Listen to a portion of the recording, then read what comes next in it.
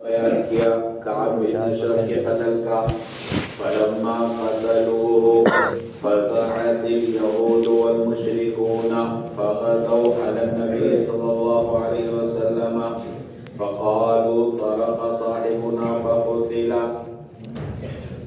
بس جب انہوں نے اس کو قتل کر دیا یعنی کعب بن اشرف کو، یہود اور مشرکین گھبرا گئے. صبح کو حضور صلی اللہ علیہ وسلم کے پاس آئے اور کہنے لگے کہ ہمارا ساتھی مارا گیا. فذكر لهم النبي صلى الله عليه وسلم الذي كان يقول، کعب بن اشرف جو کہا کرتا تھا، حضور صلی اللہ علیہ وسلم نے ان کے سامنے اس پر تذکرہ کیا. ودعاهم النبي صلى الله عليه وسلم الى ان يكتب بينه وبينهم كتابا ينتهون الى ما فيه. نبی کریم صلی اللہ علیہ وسلم نے ان کو بلایا تاکہ ان کے اور مسلمانوں کے درمیان ایک تحریر لکھے جائے، ینتہون الی ما فیہ، تاکہ اس میں جو لکھا جائے اس کے مطابق وہ باز رہیں. فکتب النبی صلی اللہ علیہ وسلم بینہ وبینہم وبین المسلمین عامۃ صحیفۃ. بس نبی کریم صلی اللہ علیہ وسلم نے اپنے ان کے اور مسلمانوں کے درمیان ایک عام تحریر لکھی. یہاں پر عنوان قائم کیا کہ مدینہ سے یہودیوں کا اخراج کیسے ہوا. مدینہ منورہ کے اندر دو قسم کے یہودی تھے.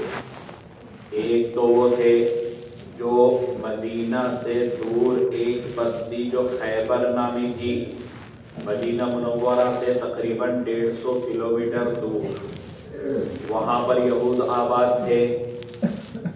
اور دوسرے یہودی وہ تھے جو مدینہ منورہ میں یا مدینہ منورہ کے آس پاس تھے. سب سے پہلے غزوے کی نوبت ان یہودیوں سے آئی جو مدینہ میں یا مدینہ منورہ کے آس پاس تھے، اور ان میں سے کچھ کو قتل کیا، کچھ قلعہ وطنی پر مجبور ہوئے. اور پھر خیبر میں جو یہود تھے ان کے ساتھ مقابلہ ہوا. اس روایت کے اندر بھی اس طرف اشارہ ہے کہ جب آپ صلی اللہ علیہ وسلم مدینہ منورہ تشریف لائے تو مدینہ منورہ کی ملی جلی آبادی تھی. مسلمان بھی رہتے تھے اور مشرکین بھی رہتے تھے. مشرکین کے دو بڑے قبیلے تھے، اوس اور خزرج، اور یہی دو قبیلے مسلمان ہو کر انصار کہتے ہیں. جو انصار مدینہ ہیں وہ یہی لوگ کہلاتے ہیں. اور تیسرے تھے یہود. یہود کے اندر 3 قبیلے مشہور و معروف تھے. ایک بنو نذیر، یہ اشراف میں سے تھے، بڑے مانے جاتے تھے. دوسرے بنو قریظہ، یہ کم درجے کے لوگ مانے جاتے تھے. اور تیسرے تھے بنو قینقاع. یہود کے یہ 3 بڑے قبیلے تھے. حضور صلی اللہ علیہ وسلم نے ابتداءً ان سے مصالحت کر لی تاکہ مدینہ منورہ کے اندر امن اور سکون کے ساتھ رہے، کوئی لڑائی کی نوبت نہ آئے. لیکن سب سے پہلے عہد شکنی کی یہود کے قبیلے بنو قینقاع، اور 2 ہجری کے اندر ان کی طرف سے عہد شکنی پائی گئی. چنانچہ مسلمانوں نے ان کو گھیرا، یہ قلعہ بند ہو گئے. اور جب کافی دن تک یہ محصور رہے تو مجبور ہو کر یہ ملک شام چلے. اس کے بعد 4 ہجری کے اندر بنو قریظہ، بنو نذیر نے بھی عہد شکنی کی. اور مسلمانوں نے جب ان کا محاصرہ کیا تو یہ یہاں سے خیبر کی طرف ہجرت کر گئے، خیبر کی طرف چلے گئے، ان کو جلا وطن کر دیا گیا. اور یہ خیبر کی طرف اپنا جو سامان لے جا سکتے تھے وہ لے گئے.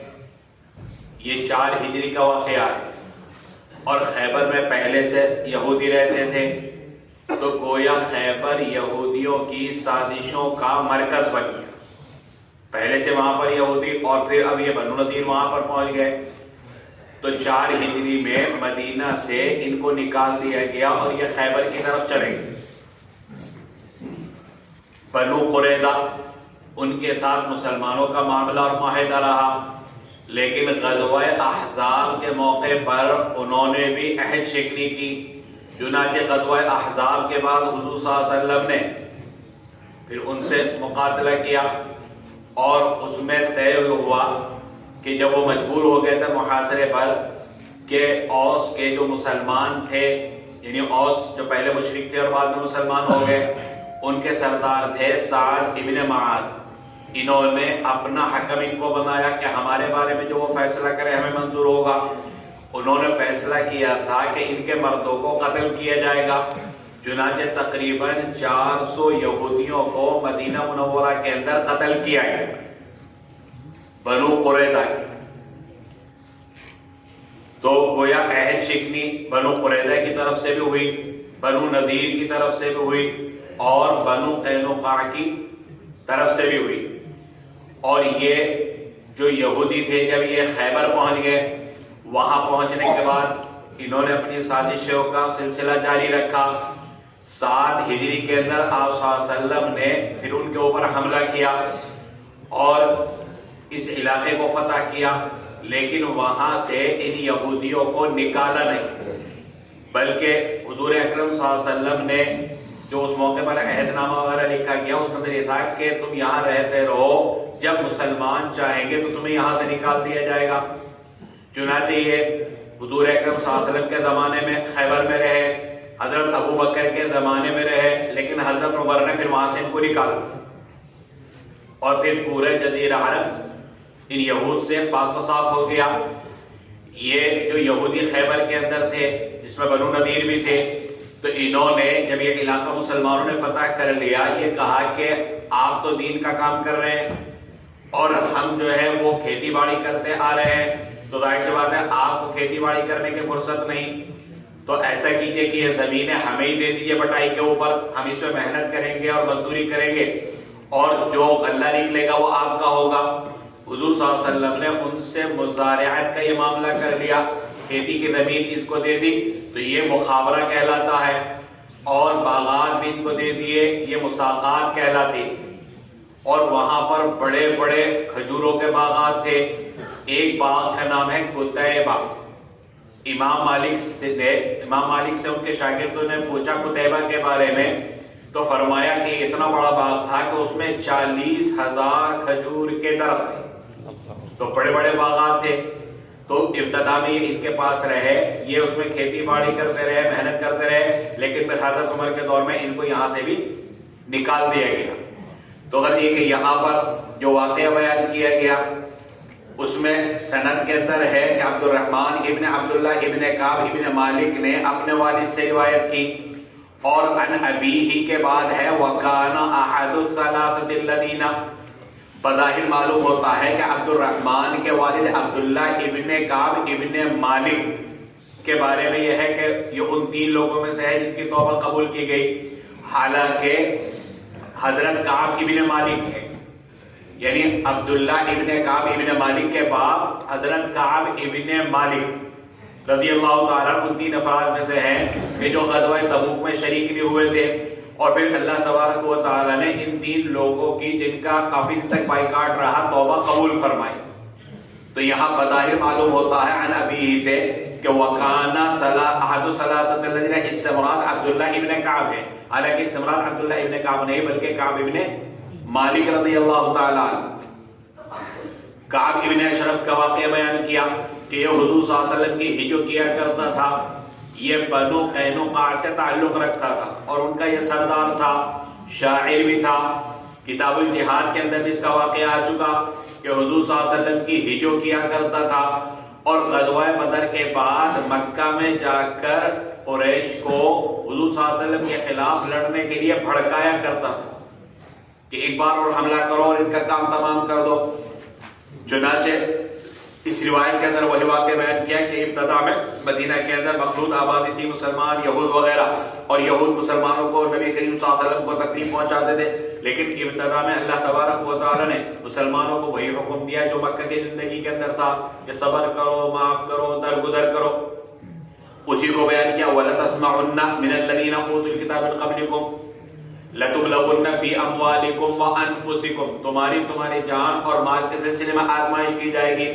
وَلَتَسْمَعُنَّ مِنَ الَّذِينَ أُوتُوا الْكِتَابَ مِنْ قَبْلِكُمْ وَمِنَ الَّذِينَ أَشْرَكُوا أَذًى كَثِيرًا، کہ جن کو تم سے پہلے کتاب دی گئی یعنی یہود و نصارہ اور مشرکین، یہ تمہارے بارے میں طرح طرح کی بےہودہ بکواس کریں گے، آپ کو ایذا پہنچائیں گے، تکلیف پہنچائیں گے.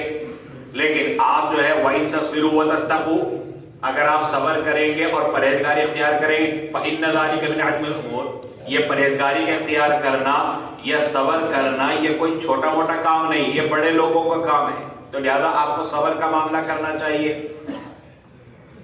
غرض یہ کہ یہ کعب ابن اشرف، اس کو کہا گیا کہ بھائی حضور صلی اللہ علیہ وسلم کی ہجو نہ کر، اسلام کے خلاف سازشیں بند کر دے. لیکن جب اس نے منع کر دیا، انکار کر دیا کہ نہیں میں تو کروں گا، تو حضور صلی اللہ علیہ وسلم نے سعد ابن معاذ کو حکم دیا کہ اس کو قتل کرنے کے لیے ایک آدمی بھیجے.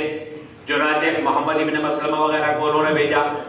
یہاں پر تو یہ ہے کہ حضور صلی اللہ علیہ وسلم نے سعد ابن معاذ رضی اللہ تعالیٰ عنہ کو حکم دیا کہ اس کو قتل کرنے کے لیے کوئی جماعت بھیجے. اور کتاب الجہاد کے اندر جو روایت گزری اس میں یہ تھا کہ حضور صلی اللہ علیہ وسلم نے ایک مرتبہ فرمایا کہ کون ہے جو کعب ابن اشرف کا کام تمام کر دے. تو محمد ابن مسلمہ کھڑے ہوئے اور کہا کہ کیا آپ چاہتے ہیں میں اسے قتل کر دوں؟ حضور صلی اللہ علیہ وسلم نے فرمایا کہ ہاں. تو محمد ابن مسلمہ نے کہا کہ مجھے پھر وہاں کچھ کہنے کی اجازت دیجیے تاکہ اس کو اپنی طرف راغب کر لوں اور یہ یقین دلا دوں کہ میں تیری طرف سے آیا ہوں. چنانچہ جا کر محمد ابن مسلمہ نے کہا تھا کہ اس آدمی نے ہمیں پریشان کر دیا اور ہم سے جو ہے مال کا مطالبہ کر رہا ہے. تو اس پر کعب بن اشرف نے کہا تھا ابھی دیکھا کیا ہے، ابھی تو دیکھو اور کتنی مصیبتیں پریشانیاں تمہارے اوپر آئی. اور اس وقت محمد ابن مسلمہ نے کہا تھا کہ آپ ہمیں کچھ غلہ دے دیجئے تاکہ ہم اس کے جو مطالبہ ہے وہ پورا کر دیں، یعنی نبی کریم صلی اللہ علیہ وسلم کا. اس موقع پر کعب بن اشرف نے کہا تھا کہ تم کیا چیز گروی رکھو گے؟ اپنی بیوی کی بھی رکھ دو، اپنی اولاد کی بھی، سارا واقعہ گزر چکا. تو وہاں معلوم ہوتا ہے کہ کعب ابن اشرف کا قتل کرنے والے محمد ابن مسلمہ ہیں. حضور کی فرمائش پر وہ کھڑے ہوئے. اور یہاں یہ ہے کہ سعد ابن معاذ کو حضور صلی اللہ علیہ وسلم نے حکم دیا. بظاہر تعدد معلوم ہوتا ہے لیکن کوئی تعدد نہیں. جب محمد ابن مسلمہ کعب ابن اشرف کے قتل کے لیے چلے کیونکہ وہ سردار قسم کا آدمی تھا، تو حضور صلی اللہ علیہ وسلم نے ان کی معاونت کے لیے سعد ابن معاذ سے کہا تم بھی ایک جماعت اور بھیج دو ان کے ساتھ تاکہ وہ کعب ابن اشرف کا کام تمام کر دے. تو دونوں طرح کی روایات جمع ہو جاتی ہیں. محمد ابن مسلمہ وہاں گئے، ان کی معاونت کے لیے حضرت سعد ابن معاذ نے اور کچھ لوگوں کو بھی ان کے ساتھ کر دیا. غرض یہ کہ چونکہ یہ قتل رات میں ہوا تھا تو اب جب صبح ہوئی تو پتہ چلا بھائی کعب ابن اشرف مارا گیا. تو جو مشرکین اور یہودی تو انہیں گھبراہٹ ہو گئی اور یہ پتہ نہیں چلا کہ یہ کس نے مارا. لہذا یہ گھبرا کر حضور صلی اللہ علیہ وسلم کے پاس آیا اور آ کر کہنے کہ ہمارا تو سردار مارا گیا. حضور صلی اللہ علیہ وسلم نے اس کی جو کرتوت تھی وہ بیان کی کہ وہ اس طرح کیا کرتا تھا، اس کے ساتھ ایسا ہوا. اب اگر تم بچنا چاہتے ہو تو ٹھیک ہے، صلح نامہ تیار کر لو، اس کے مطابق عمل کرو. اب یہاں پر آپ دیکھیں کہ جو عنوان تھا کیف کان اخراج الیہود من المدینہ، جو واقعہ اس روایت کے اندر بیان کیا، بظاہر روایت سے ترجمۃ الباب ثابت نہیں ہوتا، لیکن روایت سے ترجمۃ الباب اس وجہ ثابت ہوگا کہ دیکھیے یہاں پر کعب ابن اشرف کا یا اسی طریقے سے یہودیوں کے ساتھ جو قتل و قتال ہوا اور ان کو پھر جلا وطن کیا گیا، اس کا سبب کیا بنا؟ وہ بنا ان کے عہد شکنی. اور اس روایت کے اندر عہد کا ذکر ہے اور عہد کو پورا نہ کرنے کی وجہ سے ہی ان کے ساتھ یہ معاملہ ہوا کہ ان کو پھر مدینہ سے نکلنا پڑا، ان کو جلا وطن کیا گیا. تو اس طریقے سے ترجمۃ الباب ثابت ہوتا ہے. حدثنا مصرف بن حمد الایامی حدثنا یونس یعنی ابن بکیر قال حدثنا محمد بن اسحاق حدثني محمد بن ابي محمد المولى زيد بن ثابت عن سعيد بن جبير وعكرمة عن ابن عباس قال لما اصاب رسول الله صلى الله عليه وسلم قريشا يوم بدر وقدم المدينة جمع اليهود في سوق بني قينقاع. ابن عباس رضی اللہ تعالیٰ عنہما کی روایت ہے کہ جب بدر کے دن قریش پر فتح پائی اور حضور صلی اللہ علیہ وسلم مدینہ تشریف لائے تو بنو قینقاع کے بازار میں یہودیوں کو جمع کیا. فقال یا معشر یہود اسلموا قبل ان یصیبکم مثل ما اصاب قریشا. حضور صلی اللہ علیہ وسلم نے فرمایا اے یہودیوں مسلمان ہو جاؤ قبل اس کے کہ تمہارے اوپر وہ مصیبت آئے جیسے قریش پر آئی. قالوا یا محمد لا یغرنک من نفسک انک قتلت نفرا من قریش كانوا اغمارا لا يعرفون القتال انك لو قاتلتنا لعرفت اننا نحن الناس وانك لم تلق مثلنا. کہنے لگے اے محمد تجھے یہ بات دھوکے میں نہ ڈالے کہ تم نے قریش کی جماعت میں ایسے لوگوں کو قتل کیا کانو اغمارن جو اناڑی تھے لا یعرفون القتال لڑنا نہیں جانتے تھے. اگر تم ہم سے لڑتے تو تمہیں پتہ چل جاتا کہ ہم بھی مرد ہیں. وَأَنَّكَ لَمْ تَلْقَ مِثْلُنَا اور ہم جیسے لوگوں سے تمہارا واسطہ نہیں پڑا. فَأَنزَلَ اللَّهُ تَعَالَى قُلْ لِلَّذِينَ كَفَرُوا سَتُغْلَبُونَ. قرأ مصنف إلى قوله فئة تقاتل في سبيل الله ببدر وأخرى كافرة. اس موقع پر اللہ تعالی نے یہ آیت نازل فرمائی. حضرت ابن عباس کی روایت ہے کہ جب بدر میں فتح ہو گئی اور حضور صلی اللہ علیہ وسلم میدان بدر سے مدینہ منورہ تشریف لائے تو بنو قینقاع کے بازار میں جو یہودیوں کا ایک قبیلہ تھا وہاں پر پہنچے اور یہودیوں کو جمع کیا اور فرمایا کہ مسلمان ہو جاؤ. اگر تم مسلمان نہیں ہوئے تو تمہارا بھی حشر ہوگا جو قریش کا ہوا میدان بدر کے اندر.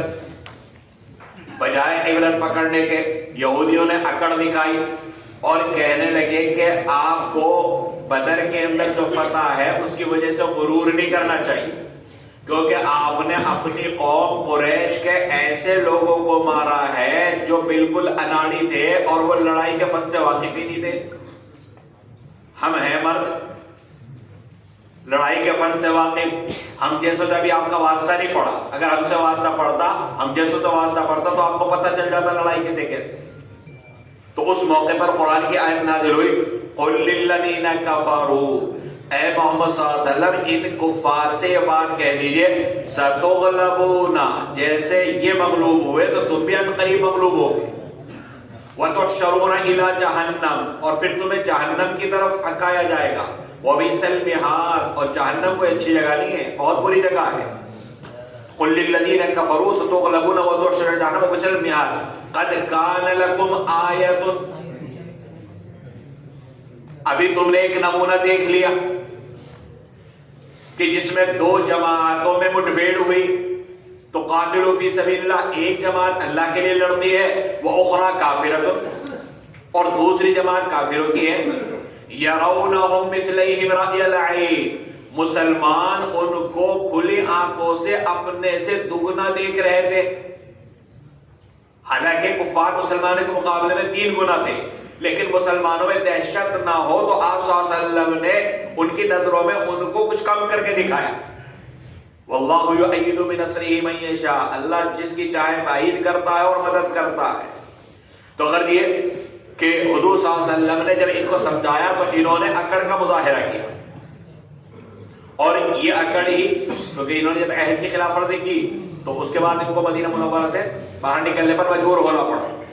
حدثنا مصرف بن عمرو حدثنا يونس قال ابن اسحاق حدثني مولى زيد بن ثابت قال حدثتني بنت محيصة عن أبيها محيصة أن رسول الله صلى الله عليه وسلم قال من ظفرتم به من رجال يهود فاقتلوه.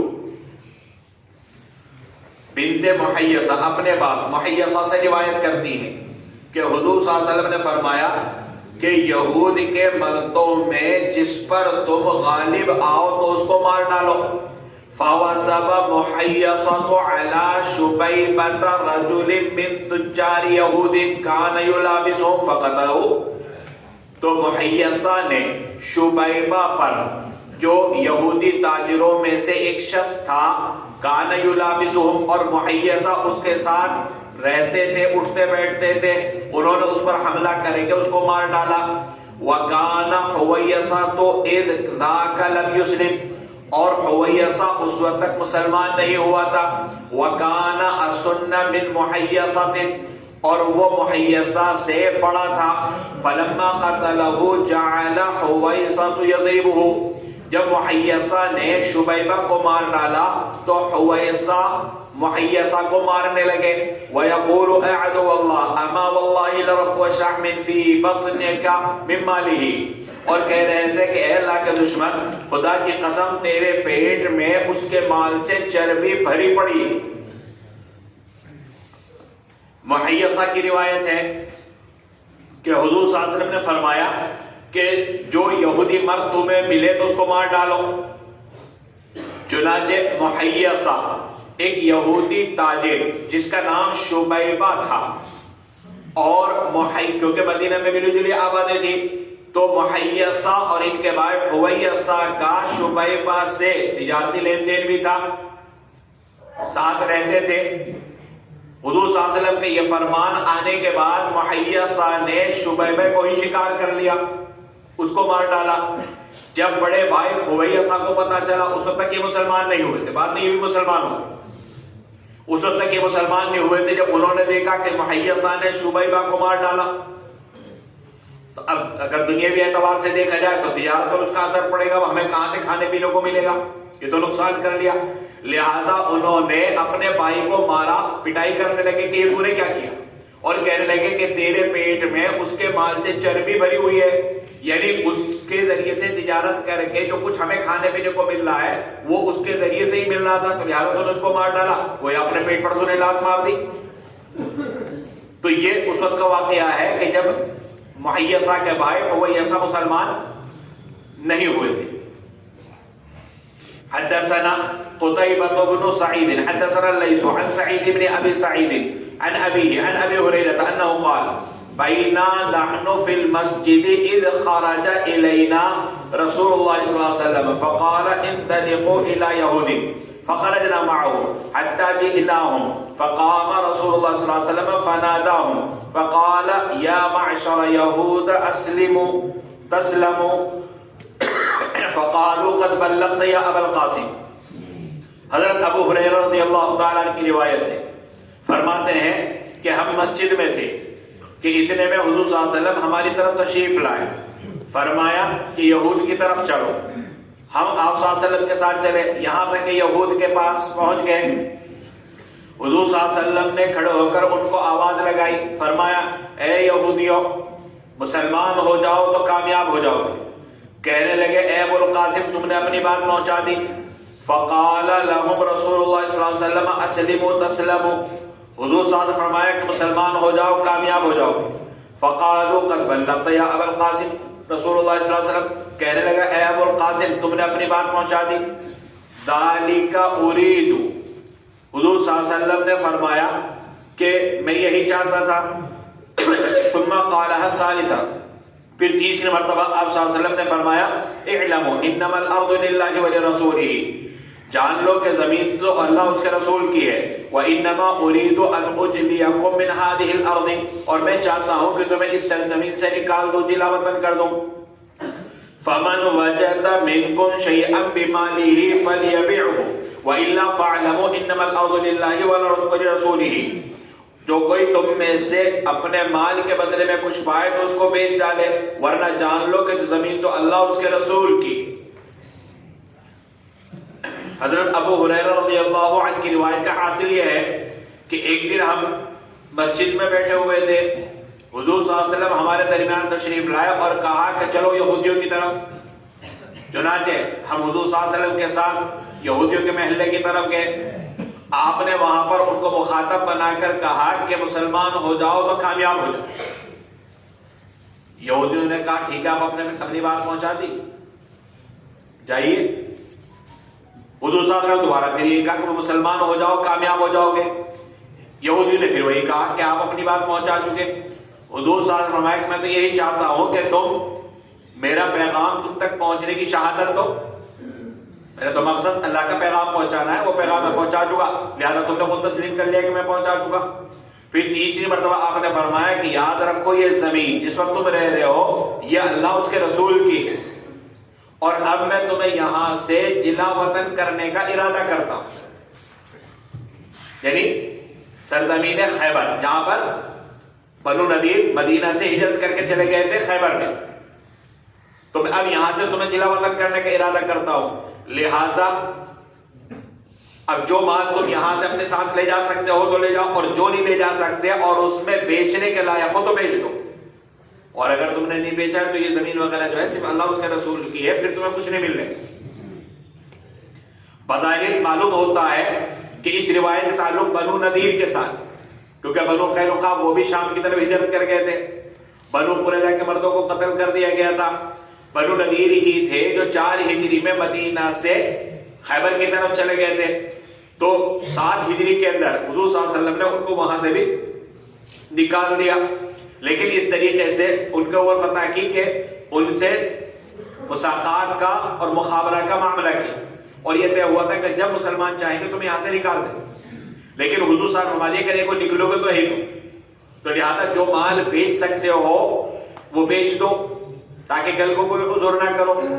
چنانچہ یہ جو بنو نذیر تھے انہوں نے اپنا سامان بیچنا شروع کیا، یا اسی طریقے سے مدینہ سے جب یہ خیبر کی طرف جانے لگے یہاں سے بھی اپنا سامان لے جانے لگے، حتیٰ کہ انہوں نے اپنے کیوار تک اکھاڑ لیے یہاں سے لے جانے کے لیے۔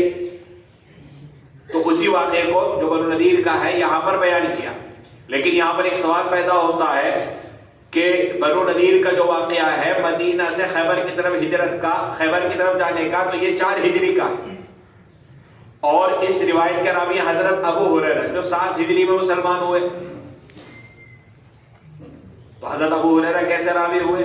وہ کہہ رہے ہیں کہ ہم بھی حضور صلی اللہ علیہ وسلم کے ساتھ نکلے، تو اس کا جواب یہ ہے کہ ہو سکتا ہے کہ بنو نذیر تمام کے تمام 4 ہجری میں مدینہ سے خیبر کی طرف نہ نکلے ہوں، کچھ باقی رہ گئے ہوں، تو باقی جو یہودی تھے ان کے نکلنے کا جو واقعہ ہے اس کو یہاں پر حضرت ابو ہریرہ رضی اللہ تعالی عنہ بیان کر